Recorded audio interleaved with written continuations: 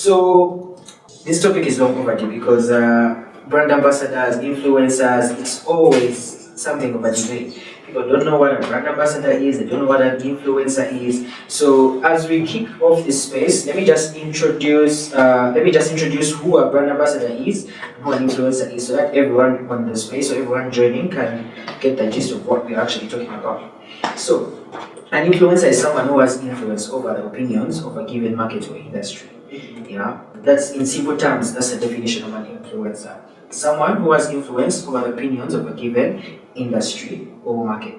Whereas, when it comes to brand ambassadorship or a brand ambassador, this is someone who has the capacity. A brand ambassador, on the other hand, is a paid person, often a customer, but not always. But this person embodies and represents the core identity of an organization. So, a brand ambassador represents a company and can speak to media outlets on behalf of the brand. One can also say a brand ambassador is an influencer who signs an exclusive partnership with a brand. So, now that we know what a brand ambassador is and who an influencer is, let me just leave it, give us her understanding of what the two actually mean. Thank you very much, Mike. You basically broke it down on who these people are in the community. In the market, brand ambassadors and then influencers. Okay, so understanding the difference between these two is a bit crucial, very crucial, not a bit, for any business wanting to promote their products and services. Okay, so like you defined, a brand ambassador can be paid or unpaid. This can be a customer, but not always. Who embodies and represents the core identity of an organization. Okay, an ambassador represents a company and can speak on media outlets.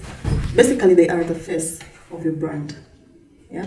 Whereas an influencer, they have the capacity to have an effect on something, regardless of their followers or popularity. We're going to look at that, I think, later when we'll be looking at our heroes and nano influencers, macro and micro.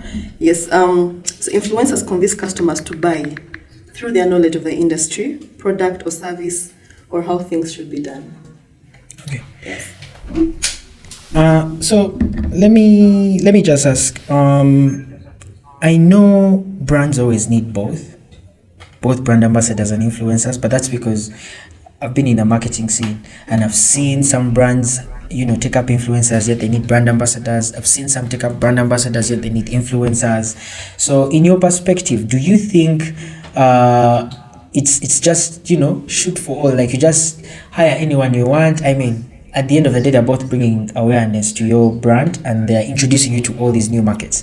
So do you think, is there a certain criteria why a brand should hire a brand ambassador as opposed to an influencer, or why a brand should hire an influencer as opposed to a brand ambassador? I think it goes back to the brand. No, it's not on yet.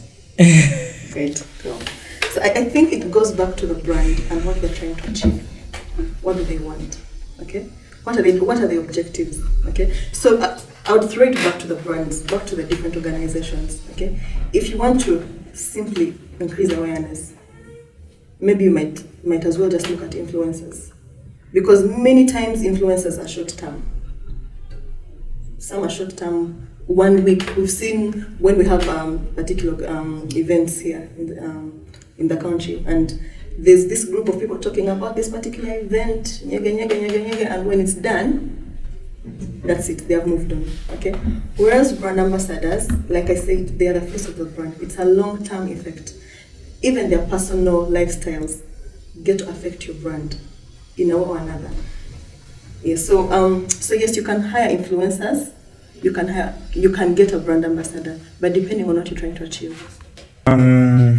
Okay, that's a very amazing submission. So I hope going forward, some of the people listening here or the brands that will listen to this later on, understand that it's you have to actually have a strategy. Yes, you want influencers, but for what? What exactly do you want to achieve? What are your goals? Yes, you want a brand ambassador, but what are you looking for, in this partnership? Because you have to understand both bring something different to the brand, As much as An influencer is going to bring you all the reach and the coverage. A brand ambassador is going to help bring you loyalty, because they not only market your brand online, but they market it to people. They do personal selling. I read somewhere, as online researching about this today, and I read somewhere, and someone had said, for someone to be a brand ambassador, people have to look at them and just see your brand. Yes. And this has happened to me a lot of times when people are mad about Airtel. So I'll be moving around somewhere, and then they just tell me, hey, you know what? Where is Airtel? Why is their mobile money not working? Yeah. Why is this happening? When is freaking? Why is Freaky Friday not every day of the week? Why? Because first of all, they know I've used Airtel all my life. They know I post about Airtel all the time. I love it. Even I've actually gone past the extent of just influencing and also sometimes answering people's queries. If you, that's why I asked you for an MTN number, and they said, no, I do not have an MTN number. I have. Exactly. So if someone asks me, I have a challenge with Airtel, can you help me? Of course, I'm going to help, because I almost know almost everything about a brand. At least the troubleshooting. Yes.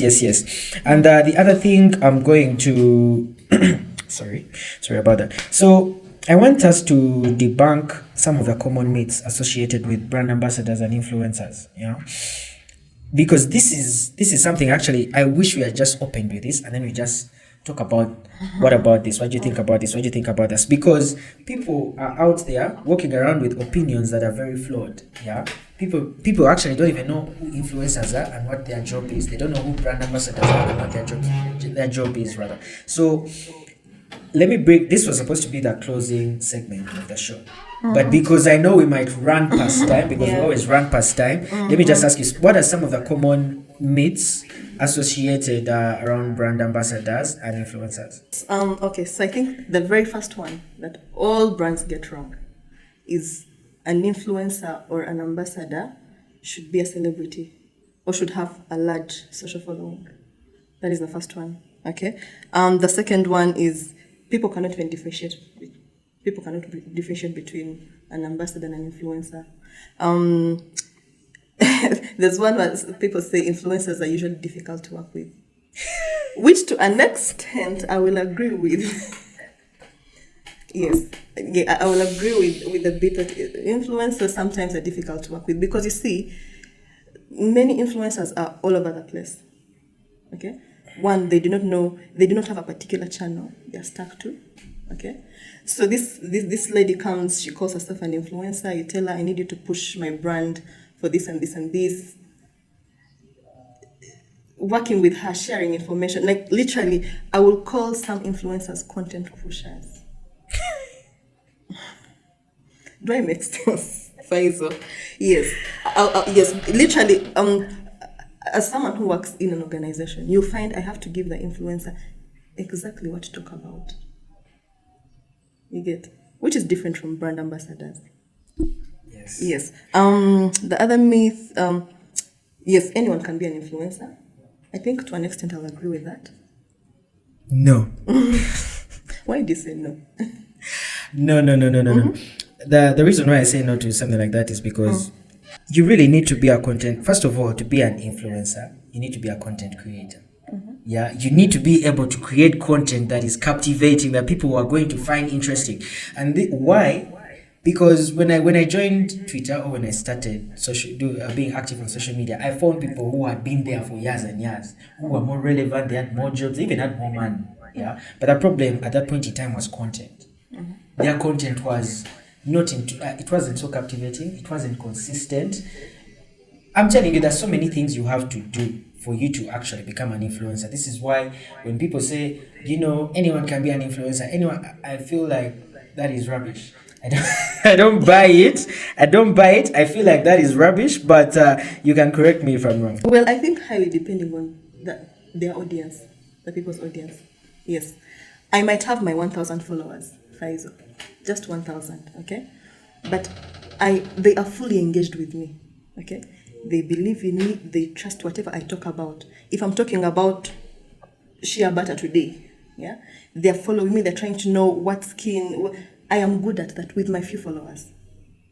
With my 1,000 followers, I can influence 900 of them to purchase a product. You get? So it depends on their target audience. What are they? Who are they engaging, or how fully engaged is their audience? Okay, I think that takes us to looking at the bit where we say influencers should have a very large following. Okay, those are the likes of macro influencers, macro and hero influencers. Okay, some I'll give an example. There are people who have a very huge following, and some of us follow them because they're celebrities. Okay, but yes, if I want to drive awareness as a brand, I might use that person. Okay, but you'll see someone. I'll give an example of, say, like Kristen Newman. Kristen Newman doesn't have the hugest following, but Kristen Newman is a foodie. Yeah. She's a foodie. She's always talking about food. She's always cooking random things. So you'll find most of her audience, like a random Faizo who doesn't have anything to do with food, might never follow Kristen Newman. You get my point? Yeah. So if a brand like Sheraton comes and onboards Kristen Newman to cook her things from their kitchen, it makes sense because that is her audience. It is not the largest audience in the country. Okay. So you see, she's an influencer in her, or she can as well even be an ambassador. Like I said, brand ambassadors can be influencers, but not influencers can be ambassadors. Okay, well, now we know you love Kristen Newman, but I don't know why she's not attending your space listening to you, but anyway. You said influencers are difficult to work with. I thought that was a myth, and then you went on to say, yes, they are difficult. Some influencers are difficult to work with. I mean, the unprofessional ones. I remember in my career as an influencer, when I was starting out, I was always late to events. I'd even forget to post some things. The things they always had grammatical errors.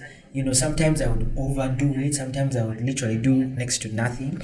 But I feel like if there's a contract and this person is a professional, you know, I mean, in the end, it goes back to the brand. Yes, you want a professional person, but have you chosen a professional person? Can you even afford a professional influencer? Let's not kid ourselves. We know professional influencers are there. That's why you brought the likes of Kristen Newman, the likes of Flavia. These are people who are going to ask you about, 2 million shillings for a day's influence. Why don't you get your Faisals that are like 10? Give them some money. Yeah. But I feel like with things like contracts in place, working with influencers is actually easy. The other myth I want people to disband is influencers are lazy. Influencers, you people, are not lazy. We are not lazy. We are not lazy. Yeah. Sometimes we stay up all night researching about some of these things. I think where the problem comes is some people just accept money for. Yeah. I mean, here's a scenario. There's a time, oh, thank God, there was a gig about sanitary towels, yeah? And